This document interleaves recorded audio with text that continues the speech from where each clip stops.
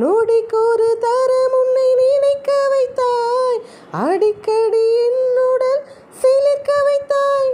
நொடி